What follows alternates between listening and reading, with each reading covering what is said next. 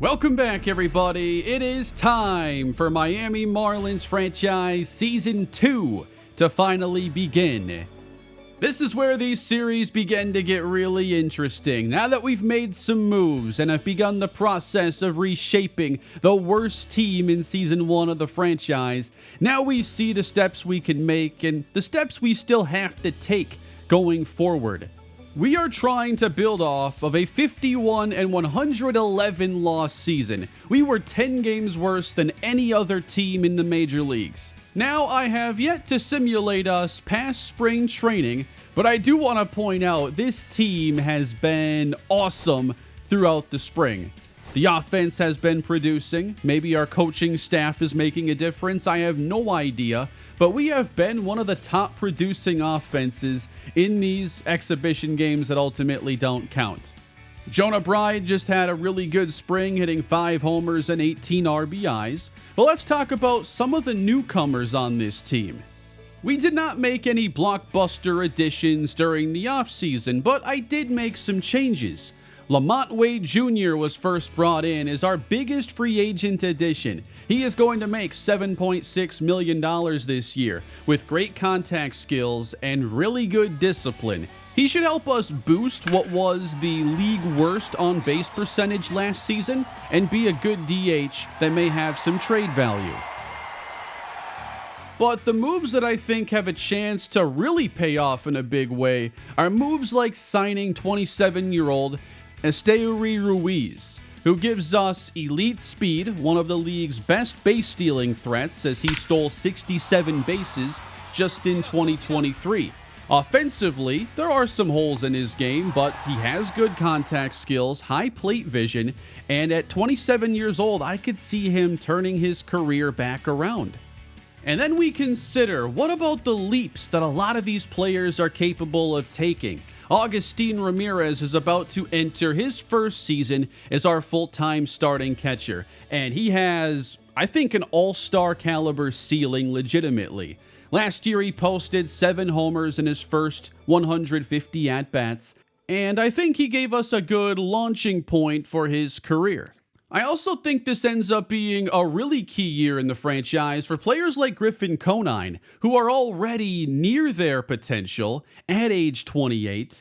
Conine's ratings are not bad, but MLB The Show is a game where you have to look at the form a player is in. How are they actually producing? And not just solely rely on the ratings. And last year, I'd say Conine just wasn't good enough offensively, so he's going to have to hold off some improved outfield competition now in this organization. And he is coming off a good spring where he hit .345 with 3 homers. This is also going to be a year to pay attention to how well our prospects develop. Players like Drew Jones, who was just acquired at the end of the offseason as I traded away pitcher Braxton Garrett. Jones' offense is going to need development, and we'll see how much of that we get this season. He did have a good spring. I did get in some at-bats with him. He hit .246, no homers, but I felt like it was a good introduction to his game, which does need development. But on this team, he could be contributing at the majors sooner than later, especially already being on the 40-man roster. We're already going to have to option him down anyway, which means he could come back up and get sent back down throughout the season. And then, not to mention, the first draft class of the series can now begin to make an impact. Johnny Grieve was our first pick of the series. The plan is to start him off down at AA, and we'll track his progress this year. But skill set wise, I don't think he's all that far away from contributing at the major leagues. We'll track Johnny and all the other rookies or first year players in this organization. There are some really high ceiling players. And then once we get to the middle of Season 2, we own the number 1 pick in the MLB draft. It should be a really fun time now in the series as we really settle in and start piecing this thing together. Make sure you are subscribed to the channel as these episodes will be flying out frequently. I'll be doing some streaming as well, especially now that we can start to play with these prospects and there is just more to really experience during the season. But first things first, we do have to set this 26-man roster. As we cut this roster down to 26, Drew Jones will be optioned down to the minor leagues, which will be his first option of his career. I want to see him start developing that offense more so, beginning at Double-A first. In a change from last season, we are going to be sending down Javier Sanoja, who did not have a very good spring, and whose offense wasn't very good in 2025. So we're going to let him develop more there, as Graham Pauley is now going to make the roster, as he is like the only guy on that bench that can back up at second base, and his defense is higher rated than Sanoja's. And unfortunately, I think our final cut here is going to be Kyle Stowers going down to AAA, as I want to keep him on the big league roster, but right now I think we want to have both Derek Hill and Dane Myers. Hill also out of options, so he'd have to pass through waivers. At 73 overall, I think that's very questionable, and I like having that defense, speed, and the platooning against lefties skills he has. And then Myers can just play more positions overall. But on the bright side, this will give Stowers more of a chance to just play every day. And that's going to get us down to 26 players. These are all of the players sent down, and hopefully we get to see more of these guys make an impact at the majors at some point this season, whether it be because they play well down in the minors or because of injury. A lot of players waived here going into the new year, some 70s rated relievers. I do like where our bullpen is, though, to get this season underway. But gotta take a look at some of these position players to see if anybody makes sense.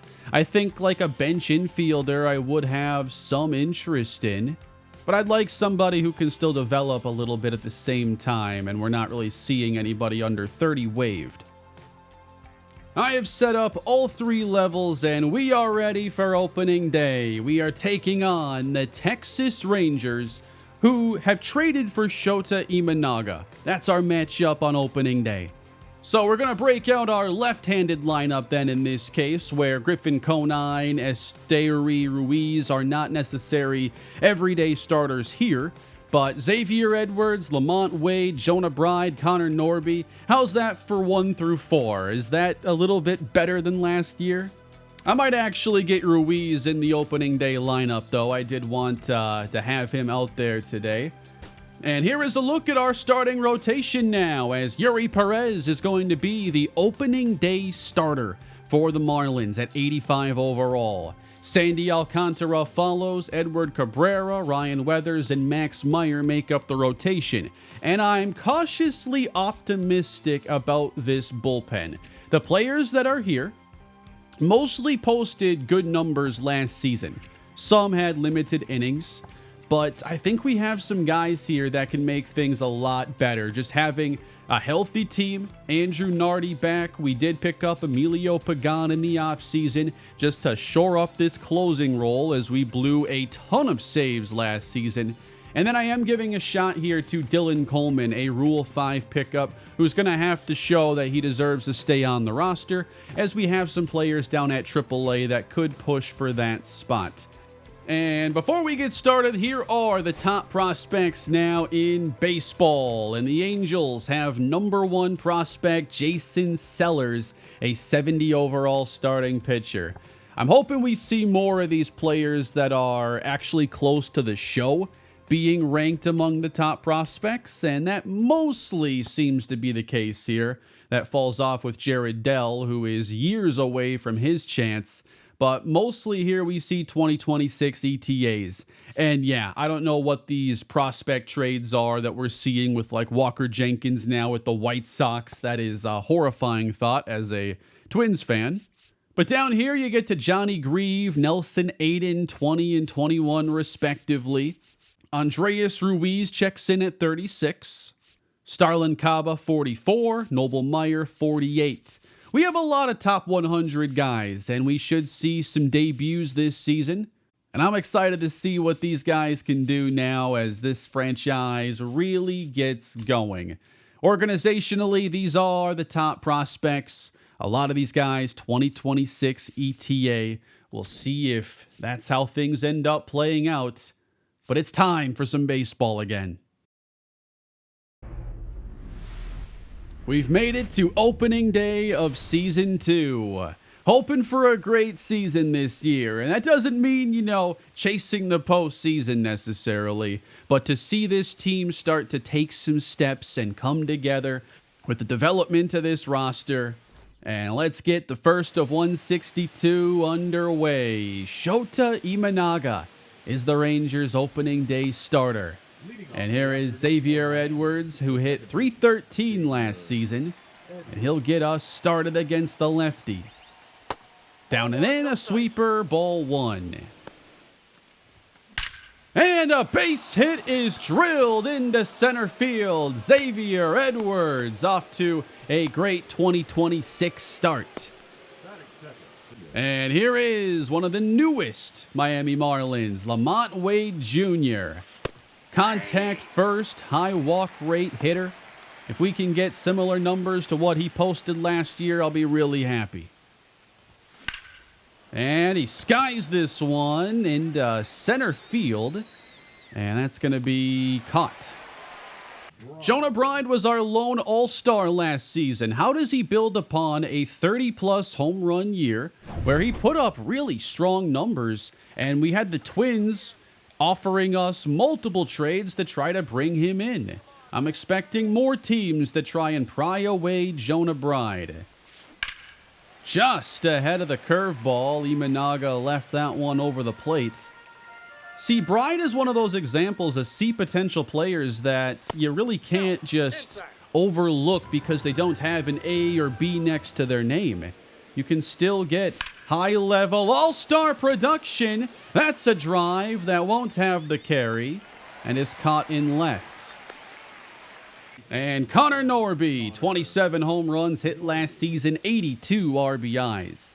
Still need to see him take a step as a defender, but it looks like he's going to be a reliable part of this young core.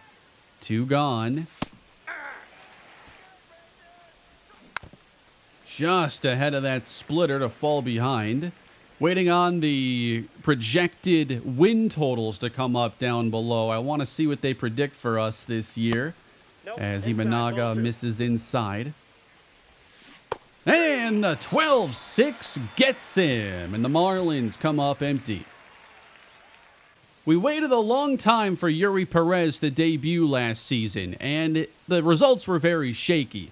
With a low strikeout rate, a high whip, 4.9 ERA. But now it's a fresh start for him. A full season.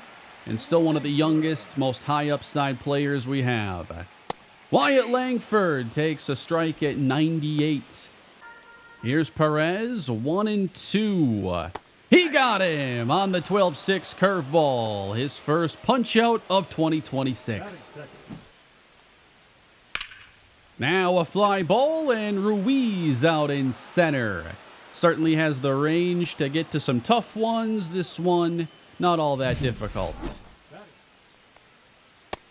Perez missing inside and falling behind Corey Seager. And that's his first walk of the season.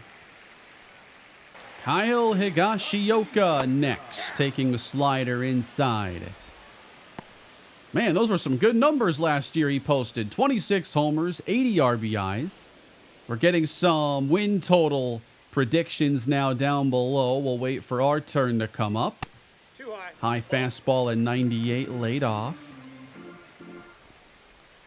Got him! Strike 3 on the slider. Good first frame for Yuri Perez.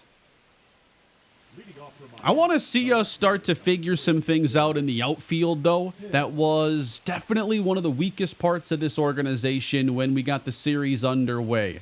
We have some veterans there, and I don't really think of Derek Hill or Dane Myers as like long-term fixes for us, but it's the best we have right now while we develop players like Drew Jones. We'll see what is available with that number 1 pick. If there is a blue chip generational outfielder, that would be like maybe top of the wish list right now. As long as we can get a blue chip player at any position, of course, that's what we're going to target. But we need more outfield talent that is close to the show for sure. So even if we don't have that drafted, I need to find a way to get some more talent that could contribute within the next year. And I knew as soon as I realized it was going to be the sweeper.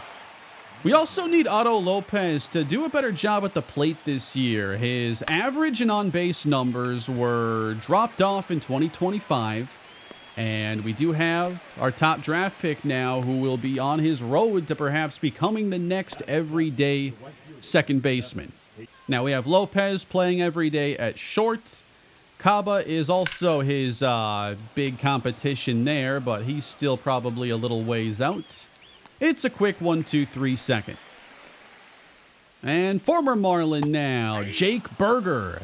He was like the lineup's greatest source of power, and then he was out the door like most of this roster.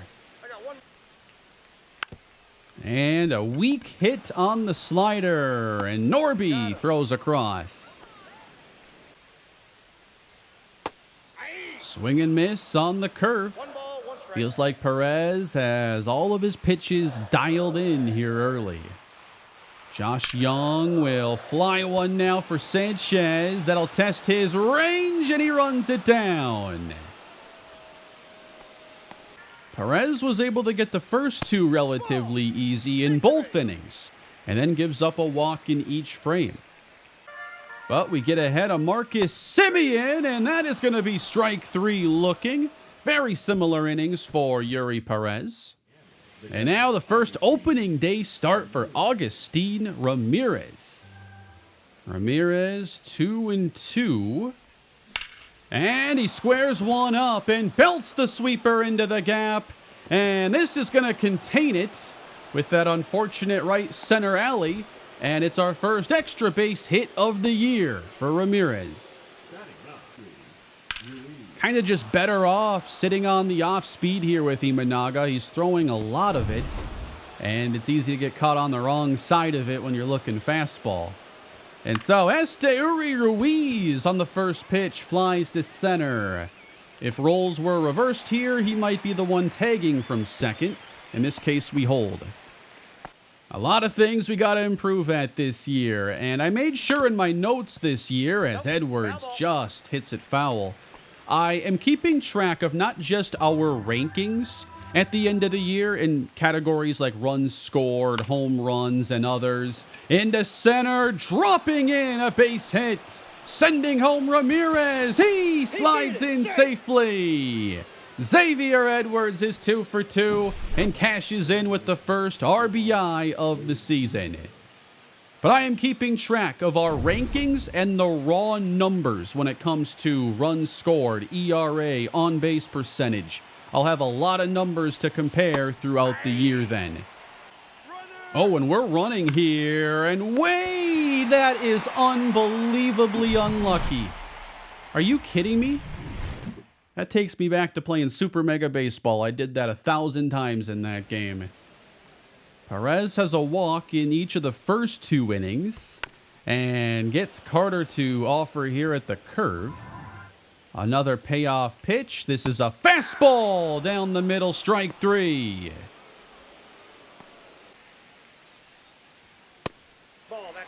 100 that time. That's his fastest. He couldn't control it. So again, falling behind a hitter. This is the leadoff man, Langford. Let's put him away here. Slider, swung on and missed. Strikeout number 5. That's Connor Norby, speared at short. We're hitting the ball hard today.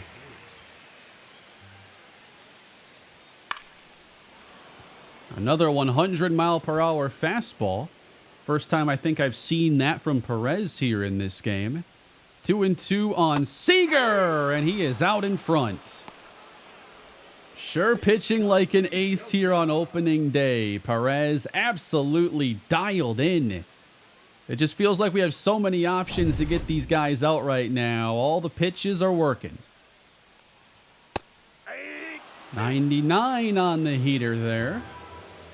Higashioka 1-2, and he's out in front of a slider.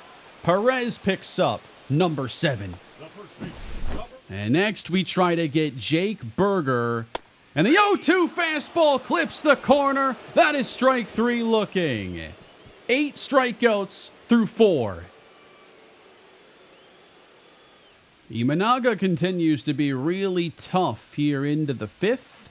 And the big breaking ball. Tough to handle. It's strikeout number 5. Ground ball and knocked down. What a play at second base to get Ramirez. Into the 5th inning, and that is going to be strike 3 swinging. Going to the fastball that time. 9 strikeouts on opening day for Yuri Perez. And right down the middle, they can't even hit it. 1 ball, 1 strike. Wait a minute. No, what just happened? Missed inside there on the curveball, and now Perez could be anything from a bad bruise to a fracture to a broken metacarpal. Perez will need to be removed from this game. Are you kidding me? Yuri Perez has to be taken out of a no-hitter in progress. It's 10 outs, so not really on no-hitter watch quite yet. But, I mean, he was in line for an amazing start. I'm over here looking up what his career highs are because I wanted to know if 9 strikeouts, like he's ever done that before. He has such little playing experience. And suddenly now we have to ask our bullpen to pick up where he left off. So already one of our first storylines of the year, what is going to be the injury for Yuri Perez? They basically told us it could be anything from a short term to a medium term to he broke his hand and now we're going to have to put him on the long-term injured list. So they really didn't narrow it down very well for us. Flied into right center. Yeah, give me Ruiz on that long run.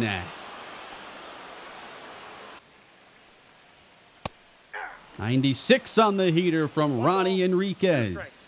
We left off with him after a really good performance at the end of 2025. And he picks up his first strikeout of Marcus Semien. Esteuri Ruiz at the plate, and don't catch that.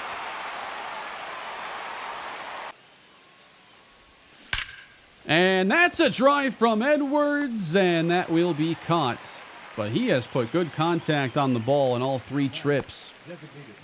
One of the reasons I wanted Lamont Wade Jr. was to get somebody that could just get on base. Now, his discipline rating doesn't really factor in when we're playing the games here. It'll help out a lot in simulating.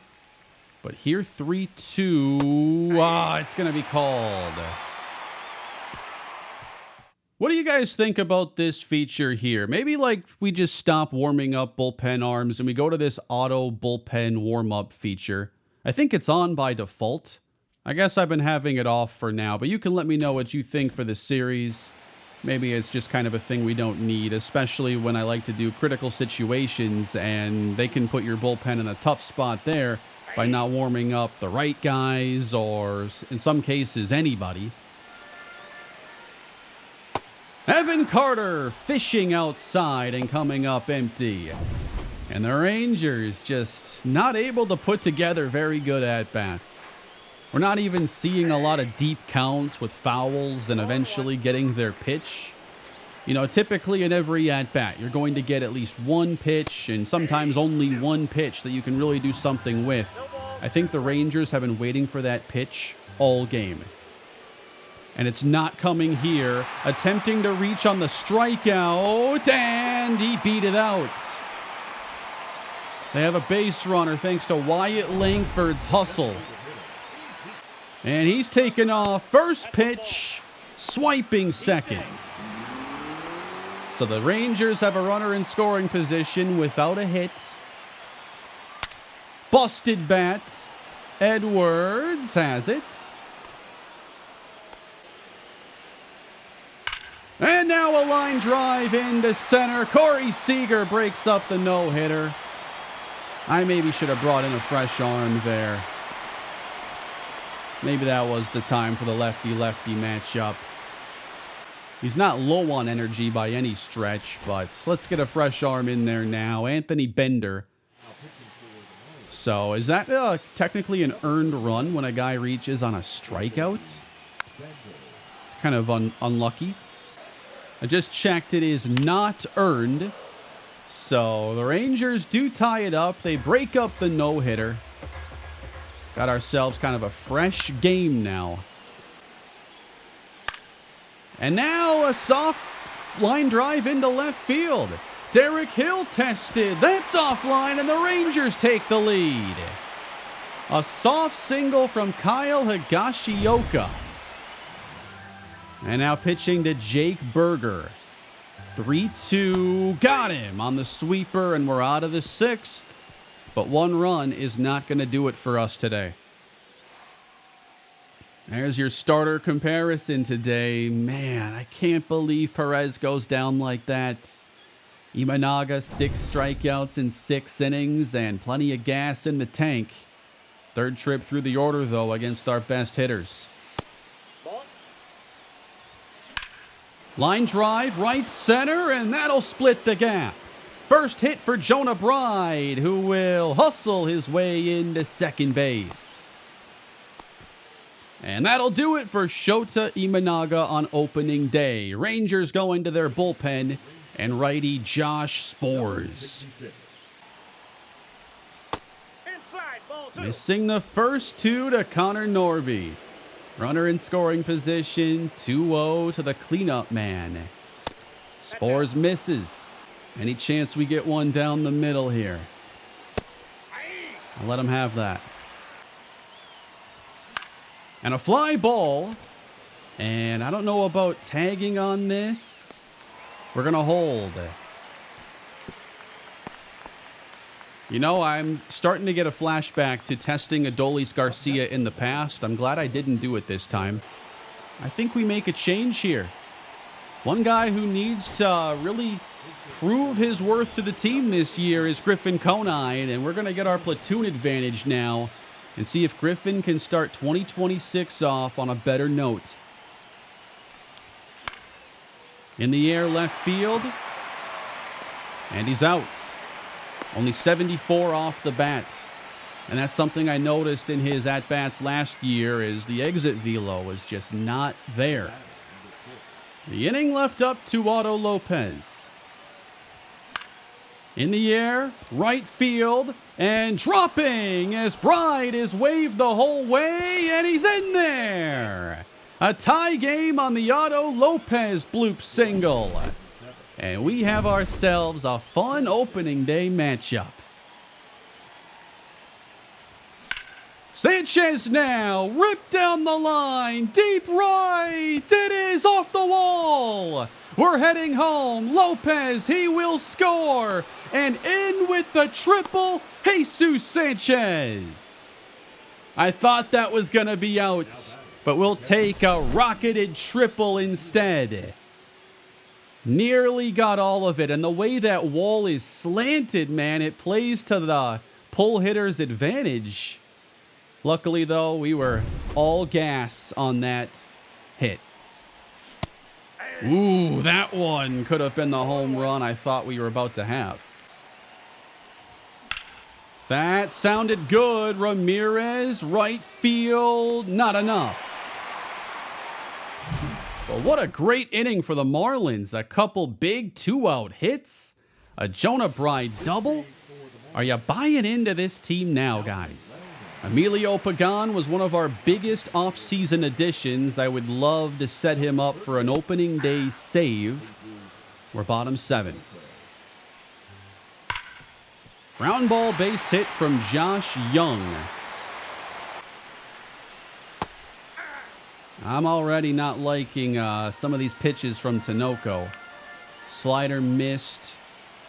And that sinker that was laced was also missed. I've noticed playing with this team a distinct lack of ground balls hit at someone specifically. Case in point, staying at second, but the first 2 are on. And now it gets away.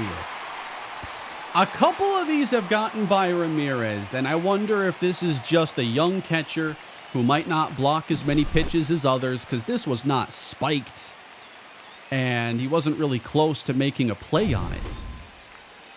Also, we were seeing pretty good, backstop play from Nick Fortes in year one. I think that's going to be one of those growing pain situations. And now it's going to be a challenge in protecting this lead. And a drive hit to deep center field. Ruiz on it, makes the catch. And the tying run scores. Man, with the right guy at second base, you could definitely tag up for 2 bases there in this park. So we're going to put in our best lefty now in Andrew Nardi. We are pretty desperate right now for a strikeout, and he posted a 26.6% strikeout percentage last year. Here is Evan Carter, the 9-hitter. You never want to see the 9-hitter beat you here. Ball 1. A slider fouled off. This is one of those at-bats you're really hoping ends in a punch-out. The 2-2. Got him! Big out number 2. And now, just get one of their best hitters, Wyatt Langford. Behind him, Ezekiel Duran. But the contact numbers here for Langford, better against righties. Drop in the changeup here. Good block that time. But I guess if this continues to be a trend for Ramirez, I'm going to have to be aware of how we're pitching when men are on base. Because we cannot give up multiple wild pitches or pass balls per game. I'm not sure how they even ended up ruling those, honestly. Got him on the corner. What a pitch. Just painted the edge. Go watch it on the tablet. You're going to be so mad at yourself for arguing that. You're going to look like a fool. Okay, they did charge the pitchers with wild pitches, so I do think that's an important distinction to make. I don't know if, the ratings of Ramirez still, could have saved those, but they don't charge those to him. Come on, man. Submarine guy on opening day. I feel like I should just try to put down a bunt here. What am I going to do with Ruiz against him? That's a ball. He does have good ratings, though, against lefties, so we're going to swing. And that is over short. And we got our best base-stealing threat aboard. And he's going to be going here on the first pitch, too. Edwards at the plate. There he goes, and foul. Sent again. Strike called. Ruiz swipes second base. 67 a couple years ago. There's number 1. And we got contact, but hit it to the wrong spot. Lamont Wade, tapper right side. Flipped from the glove, and now it takes a hit from Jonah Bride, who has a double after posting a .252 average last season. And the line drive will bring him home. Stayed patient, waited for something more elevated. We eventually get it. Jonah Bride has a 2-hit day.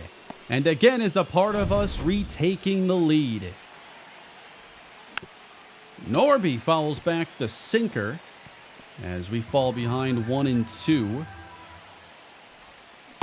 And didn't have to chase that one. Norby remains hitless.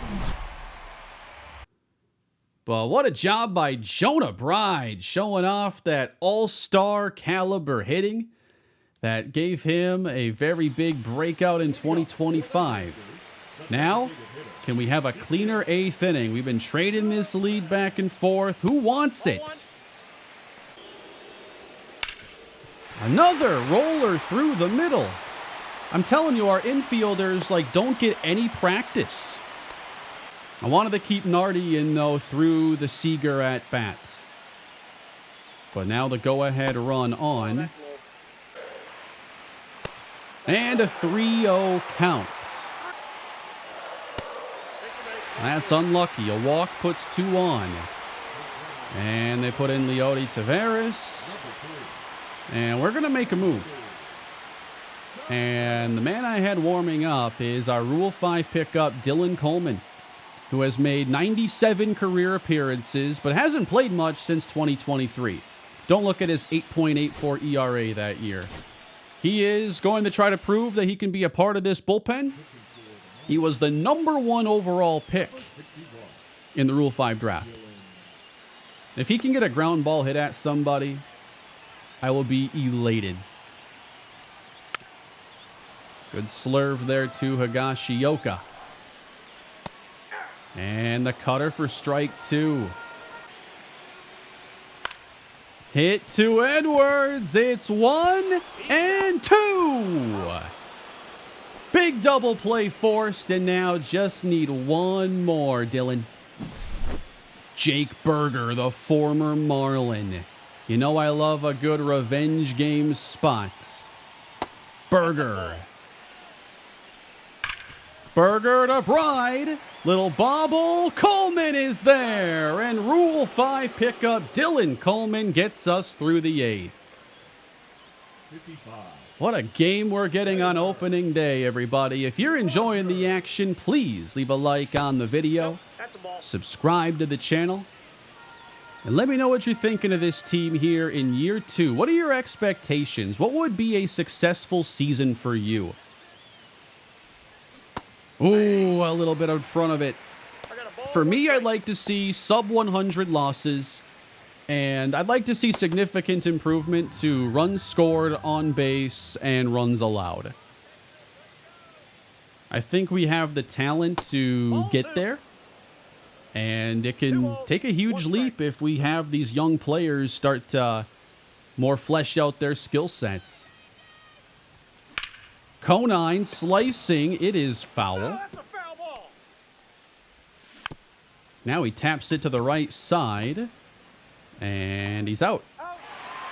It does say down below, we lead the MLB with 8 top 100 prospects. I think 3 of those were in the draft class from last year. Lopez. Not quite a replay of his single earlier. Lopez, a sharp single into left field. Lopez takes off. Inside pitch, and he's in there. We didn't steal many bags last season. We have a couple now in this game. I'm pulling up my notes now. I can tell you we stole 112 bases last season. So well under 1 per game. Strike 3 on Sanchez. We were tied for 20th in stolen bases.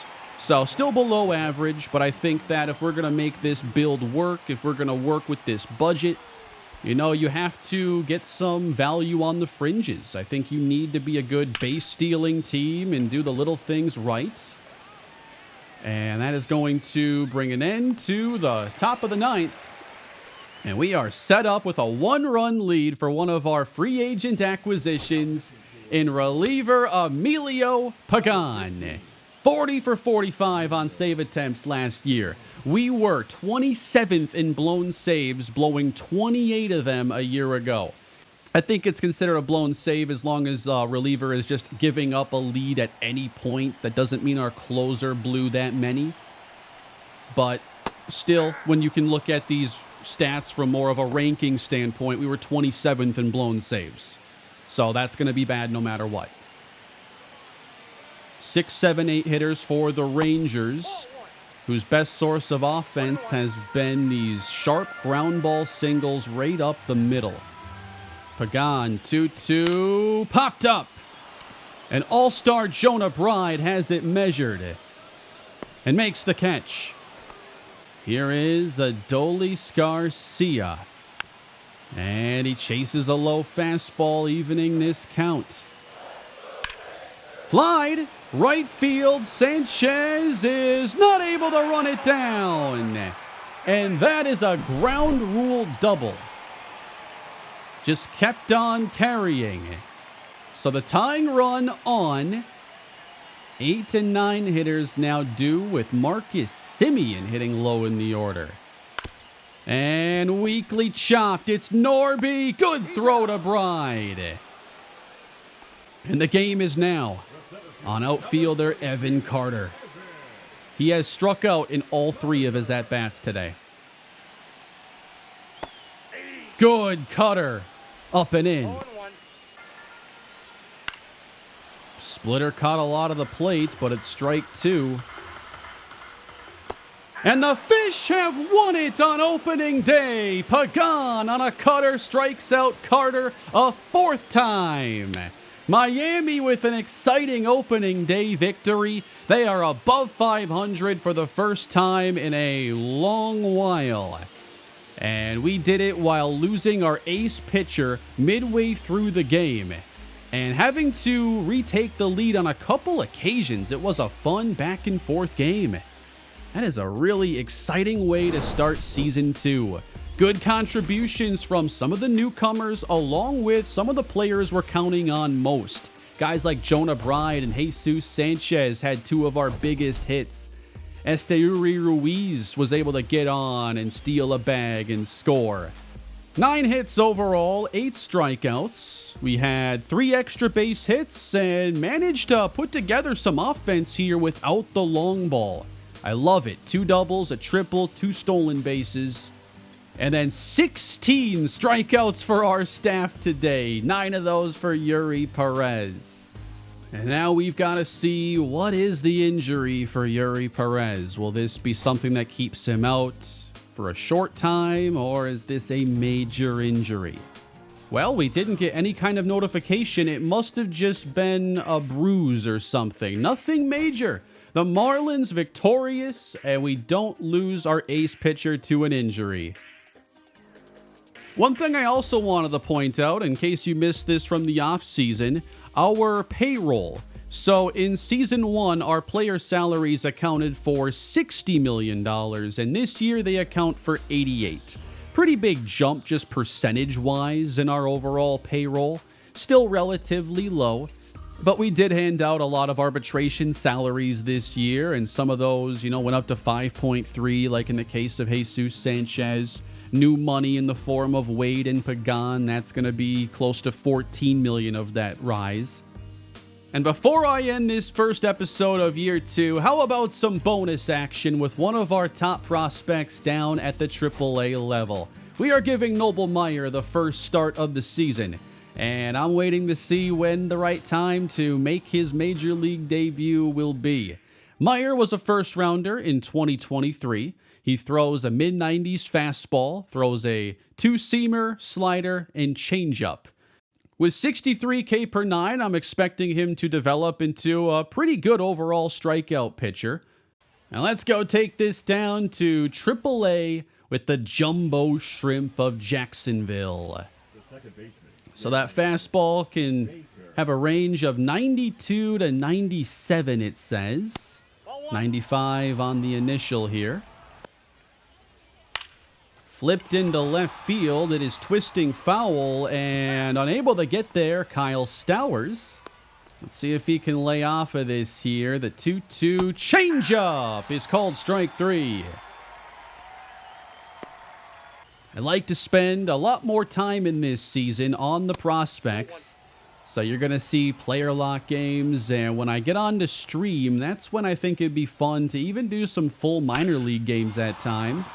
That's Jeremy De La Rosa with a high drive. It'll stay in the park and be a 1-out double. Oh, he wants more. He's getting greedy. And, yep, down here in the minors, sometimes the defense does that.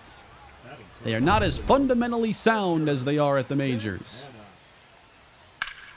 And now a drive hit to left field. That one's got carry. Stowers gets to it, but that'll be a first inning run for Rochester.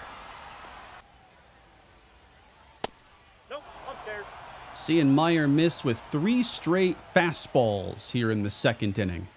Attempting the comeback, and he does run the count full. And it's a base hit knocked into right field. And then the fastball gets a chase. 1 ball, 2 strikes. Grounded. That's going to be one. And the return. I didn't get in the way. That's fine. There we go. The more swings and misses, the better.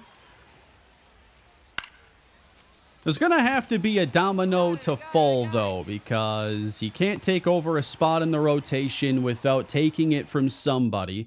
I think the two most likely outcomes are the trade of Sandy, if it happens this year, and if we need that space, that'll accelerate the idea of trading him. But then Ryan Weathers and Max Meyer. Are both of those guys really going to make it? I think they're both kind of borderline. And when you compare, what we have coming up, the pipeline here and the minors, they're going to have to set a decent bar to hold these guys off. Meyer gets strike 3 looking. And there are so many guys, I think at a point you have to consider like giving a guy his first chance in the bullpen and not the rotation. It might be the only way that this works out if we have guys who, were solidified as starters, and then we're trying to figure out who we're going to keep here because we're looking for a good 5-man rotation and have a lot more than 5 candidates. So a good problem to have, and we'll be creative here with the solutions. I was also thinking about in this series, with starters and relievers, one of the things that I've never accounted for is like adjusting their stamina. And I think I want to go away from just like converting a guy into a reliever and leaving him at 60 or 70 stamina. I feel like I should ramp up or down the stamina if I'm moving a guy, and then just like keep track of his original value if I'm going to move him back to his previous role. So if you want to give me some feedback on that, say I have a starter, want to move him to a reliever, and then maybe I give him 28 stamina instead of his usual 68. I get there are guys that are long relief, but not everybody should hold on to that high stamina if they're converted. Inside, ball 1. So at the plate here, we're actually seeing Edgar Santana, the shortstop who I could have taken there in the first round, and he's going to dump a single down the right field line. If I remember correctly, he's already like a top 10 to 15 prospect, and he gets a double off of Noble Meyer. Trying to use this changeup as our out pitch here. The command of it has been pretty spotty. I'll have to take a look at some of those actual ratings on the pitches themselves. But a pretty good series of 2-strike pitches induce the pop-up. And he can't stop that one. It will get through. They're going to wave the runner, and he's in there safe. Clipping that outer edge, not bad. Facing their 26th ranked prospect. 2 strikes. Should be advantage Meyer in this situation, you would think. And he almost takes out his elbow. Oh, you gotta call that. AAA players, but also AAA umpires, am I right? 3-2. That'll do just fine. Over the top of the change. I have been impressed with just the amount of swing and miss pitches. All right, that one is a little bit off the plate. So the count runs full. Meyer gets him on the inside, 2-seamer. Strike 3, swinging this time. Fastball in the zone. And it's gotten some good misses, even living in the strike zone. Pitching ahead once more, and that's a really good 2-strike changeup. Meyer through the 5th. Meanwhile, we are currently being no-hit. Great sign for our offense here in Season 2. Base hit to right field from Darren Baker. Wow, good piece of hitting the other way. It's back-to-back hits in the 6th inning. And they're going to pull him.